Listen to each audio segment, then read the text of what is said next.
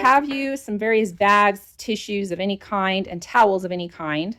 And then like a rubber band to wrap around the towel for your bigger specimens. So have a way to bring back rocks.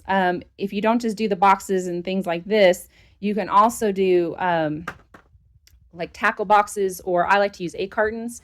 I didn't have any empty egg cartons to show you, but this is how I use old egg cartons. And I have an area here for tackle boxes. They are great for transporting rocks. Make sure that you have some sort of cushion or tissue in your tackle boxes.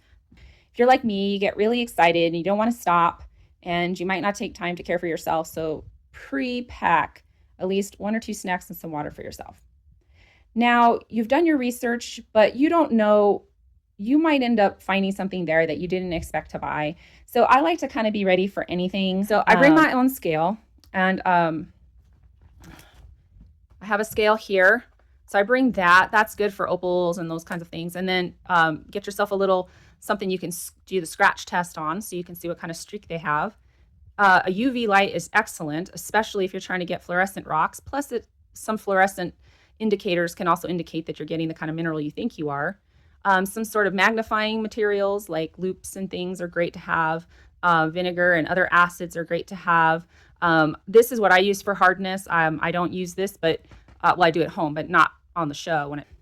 Easy peasy to bring. You just never know. I mean, you might want to see if something is metal or not. It's also good to have, just basic materials with you. This is a guide that is going to help me with the show.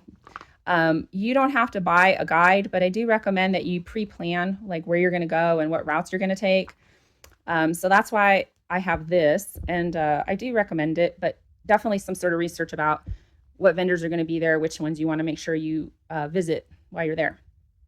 And then another good thing to have is a paper and a pen, because sometimes with these specimens, you might put a specimen in a box, but you don't remember what it was. So you can write down what it was or where it came from. That's the other thing I forget, is the locality.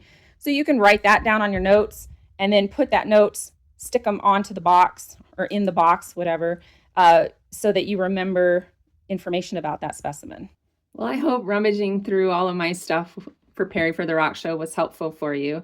Make sure you're taking care of yourself and you're keeping in mind that the goodies that you're going to return home with are going to be heavy, that you're going to have more weight to your backpack or bag or whatever you're bringing. Those rolly carts are great. I see a lot of people with those. But just keep that always in your mind. And go to your rock show. If I forgot anything in this video that you want to add about how you could prepare for a rock show, please leave it in the comments, and I would love for you guys to add on. I'm sure I could learn from you too. So until next time, thanks for watching. Bye.